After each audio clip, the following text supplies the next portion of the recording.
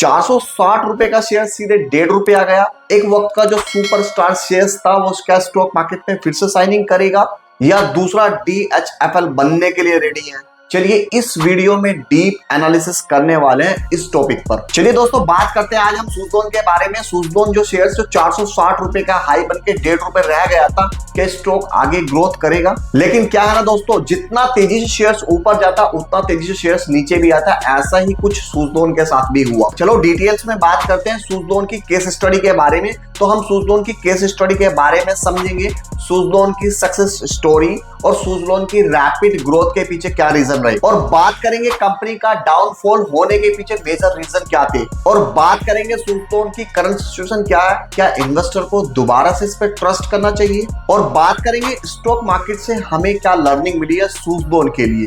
चलो वीडियो को स्टार्ट करते हैं। सो दोस्तों, आप अगर लॉन्ग टर्म इन्वेस्टर हैं या आप शॉर्ट टर्म इन्वेस्टर हैं तो ये वीडियो आपके लिए, प्लीज वीडियो को लास्ट तक देखिए। सो दोस्तों, अगर आपने सूज़लोन में इन्वेस्ट किया है या सूज़लोन में इन्वेस्ट करना सोच रहे हैं, या आप लॉन्ग टर्म इन्वेस्टर हैं या आप शॉर्ट टर्म इन्वेस्टर हैं, सो ये केस स्टडी आपके लिए बहुत ज्यादा इंपॉर्टेंट होने वाली है।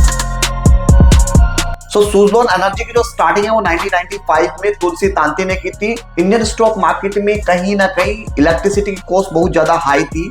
इंडस्ट्री में अफोर्डेबल एनर्जी की बहुत ज्यादा जरूरत थी। तुलसी तांती को लगा कि फ्यूचर में बड़ी ग्रोथ की अपॉर्चुनिटी, उसने सूज़लोन की स्टार्टिंग की। चलो अब बात करते हैं इसकी सक्सेस स्टोरी के पीछे सबसे बड़ा रीजन क्या है। गवर्नमेंट ऑफ इंडिया का सबसे ज्यादा सपोर्ट, सबसे ज्यादा जो फोकस है वो रिन्यूएबल एनर्जी पे है। तो इस रिन्यूएबल एनर्जी पे गवर्नमेंट बहुत ज्यादा प्रमोट कर रही है, इसीलिए तुलसी तांत्या को इसका बहुत ज्यादा बेनिफिट मिला। चलो बात करते हैं दूसरे सबसे बड़े पॉइंट की। तो विंड एनर्जी की डिमांड बहुत ज्यादा बूस्ट हो रही थी और इंडियन इकोनॉमी कहीं हद तक बहुत ज्यादा ग्रो कर रही थी। चलो मूव करते हैं तीसरा सबसे बड़ा वैलिड पॉइंट का, तो वो लो कॉस्ट एडवांटेज है। तो सूज़लोन ने वही किया, सूज़लोन ने लोकल मैन्युफैक्चरिंग सेटअप किया और लो कॉस्ट को, जो हाई कॉस्ट थी उसको लो कॉस्ट में कन्वर्ट कर दिया। चौथे सबसे बड़े वैलिड पॉइंट पर अगर मैं बात करूं तो ग्लोबल एक्सपेंशन। ग्लोबल एक्सपेंशन वो है जहां 2003 में सूज़लोन एनर्जी इंटरनेशनल लेवल मार्केट में एंट्री कर चुका था। वहां 2005 में इसका IPO लॉन्च किया और इन्वेस्टर ने भर भर के पैसा लगा और स्टॉक स्काई रॉकेट हो गया। अब स्काई रॉकेट हो गया, वहां स्टॉक ने 2008 की बात करूं तो 459 का हाई लगा दिया। 2007 में सूज़लोन ने जर्मन कंपनी जो RE पावर को 8,500 करोड़ में एक्वायर किया। ये बहुत बड़ा स्ट्रैटेजिक मूव था सूज़लोन का। सूज़लोन US और यूरोप जैसी मार्केट में इंटरनेशनल लेवल पर स्टार्टिंग कर चुका था। RE पावर के एक्विजिशन के बाद सूज़लोन दुनिया का 5th largest wind turbine supplier बन गया। दोस्तों, वहीं मैं अगर इंडिया की विंड एनर्जी मार्केट की बात करूं तो 50% से ज्यादा सूज़लोन का मार्केट शेयर था उस टाइम का। वहीं अगर मैं बात करूं बड़ी बड़ी company, Tata power, Adani green जैसी कुछ बड़ी कंपनी है जो सूज़लोन के टरबाइन को सबसे ज्यादा यूज करते थे। दोस्तों, सब कुछ परफेक्ट चल रहा था, लेकिन ये इतना हाई एक्सपेंशन सूज़लोन के लिए एक डाउनफॉल की स्टार्टिंग बनने लगा था। चलो बात करूं मैं वहां फर्स्ट पॉइंट की। तो फर्स्ट पॉइंट क्या है, ओवर एग्रेसिव एक्सपेंशन और डेट का बहुत ज्यादा लोड था। सूज़लोन ने ग्लोबल एक्सपेंशन के चक्कर में बहुत ज्यादा डेट ले लिया था। RE पावर का एक्वाइजेशन जो सूज़लोन ने 8,500 करोड़ में किया था, ये सूज़लोन के लिए कहीं ना कहीं डेंजरस बनना स्टार्ट हो गया। वहीं धीरे धीरे अगर मैं बात करूं तो कंपनी का डेट 17,000 करोड़ तक भी पहुंच चुका था। वहीं देखो, हाई इंटरेस्ट पेमेंट की वजह से कैश फ्लो बहुत ज्यादा डाउन होना स्टार्ट हो गए। दोस्तों, इतना बड़ा लोन देने की वजह से सूज़लोन का डेट बहुत ज्यादा बढ़ना स्टार्ट हो गया। वहीं एक सक्सेसफुल कंपनी चलने के साथ साथ में कंपनी का एक डेट स्ट्रेट बढ़ना स्टार्ट हो गया। वहीं ज्यादा लोन के चक्कर में सूज़लोन का प्रॉफिट तो बहुत ज्यादा गिरना स्टार्ट हो गया। वहीं कहीं ना कहीं इन्वेस्टर का कॉन्फिडेंस भी गिरने लगा, उनका ट्रस्ट लूज होने लगा। अब एक हाईली सक्सेसफुल कंपनी जो इंटरनेशनल मार्केट में बहुत बड़ा एक्सपेंशन कर चुकी थी, वो कहीं ना कहीं फाइनेंशियल डिस्ट्रेस होना स्टार्ट हो चुकी थी। वहीं 2008 में लेमन ब्रदर नाम के बड़े इन्वेस्टमेंट बैंकर वो कोलैप्स हो गए। उनके कोलैप्स की वजह से ग्लोबल का स्टॉक मार्केट भी क्रैश हो गया। वहीं रिन्यूएबल एनर्जी सेक्टर भी बहुत ज्यादा इंपैक्ट और सूज़लोन का बहुत बड़ा लॉस हुआ।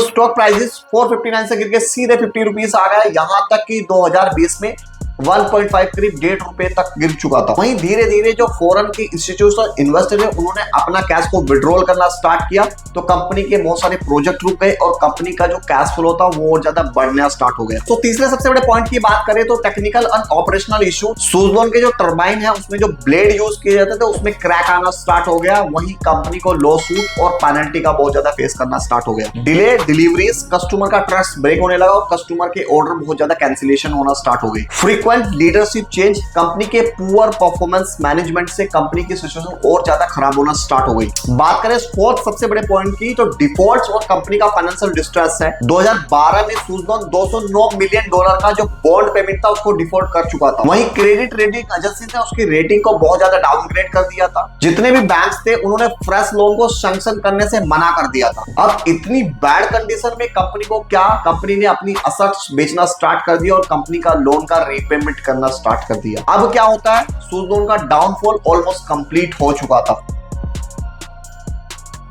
दोस्तों अब आपके माइंड में एक क्वेश्चन जरूर आया होगा, क्या सूजलॉन वापस से ऊपर आएगा, क्या सूजलॉन वापस से राइज होगा। चलो बात करते हैं 2019 में जितने भी बैंक्स थे, जितने भी लैंडर्स ने, उसने सूजलॉन को कुछ हद तक बैंक का लोन अप्रूव किया। वहीं कंपनी के प्रमोटर जो होते हैं ना, कंपनी के प्रमोटर ने नए फंड को इन्वेस्ट किया और कंपनी को रिवाइव करने का बहुत ज्यादा कोशिश किया। कंपनी ने जितनी भी लॉस मेकिंग यूनिट्स थे उसको तुरंत क्लोज किया और नए जो प्रोजेक्ट थे उसको दोबारा से रिन्यू कर दिया। अब इसके बाद क्या होता है, रिन्यूएबल एनर्जी का नया बूम। वहीं इंडियन गवर्नमेंट का 2030 तक 500 गीगावाट कैपेसिटी का रिन्यूएबल एनर्जी का टारगेट है। अब क्या होता है, सूजलॉन को नए प्रोजेक्ट मिलना स्टार्ट हो गए जो कि एक नई ग्रोथ का सिग्नल्स देते हैं। अब यहां तक कि 2023 में अडानी जैसे बड़े जाइंट प्लेयर ने सूजलॉन को कॉन्ट्रैक्ट देना स्टार्ट कर दिया। अब होता है स्टॉक प्राइसेस में रिवर्सल और इन्वेस्टर का कॉन्फिडेंस भी बूम होना स्टार्ट हो गया। अगर मैं वही रिटर्न की बात करूं तो स्टॉक प्राइस 2023-24 में जो स्टॉक का प्राइस 7-8 रुपए से 86-87 तक हाई टच कर चुका था। वहीं रिटेल का कॉन्फिडेंस बहुत ज्यादा बूस्ट हो चुका था।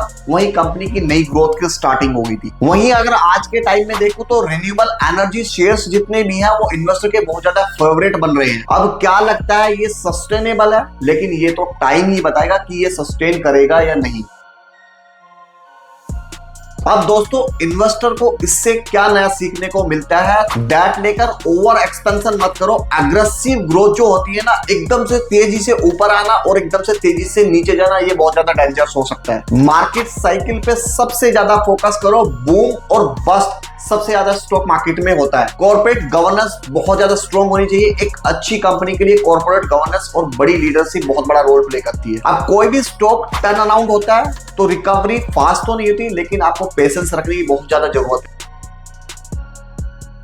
अब बात करते हैं दोस्तों लास्ट कंक्लूजन, लास्ट डिस्कशन। मेरा क्या रिकमेंडेशन है सूजलॉन के लिए। क्या सूजलॉन वापस से ऊपर आएगा, क्या सूजलॉन वापस से मल्टी बैगर रिटर्न्स देगा। तो किसी हद तक हमने फिगर आउट किया सूजलॉन की जो स्टोरी है वो कहीं बहुत बड़ी बस्ट, बहुत बड़ी बूम के क्लासिकल एग्जांपल है। सो दोस्तों ये कंपनी कभी इंडिया की बेस्ट विंड एनर्जी रही तो कहीं फाइनेंशियल डिस्ट्रेस की वजह से इसको बहुत ज्यादा लॉसेस का फेस करना पड़ा। लेकिन मैं ये कहता हूं आज भी सूजलॉन में इन्वेस्ट करना एक स्पेकुलेटिव बैट है आपके लिए। अगर दोस्तों ये कंपनी बहुत अच्छा करती है और इन्वेस्टर का बहुत ज्यादा सपोर्ट मिलता है तो आपको, लेकिन वहां इन्वेस्टर को बहुत ज्यादा केयरफुल एनालिसिस करना है, देन पेशेंस के साथ में बहुत ज्यादा होल्ड करना है। सो दोस्तों अगर आप भी सूजलॉन में इन्वेस्ट करना चाहते हैं या सूजलॉन में इन्वेस्ट करना सोच रहे हैं तो प्रॉपर रिसर्च करें एंड देन रिस्क मैनेजमेंट के साथ में सूजलॉन में इन्वेस्ट करें।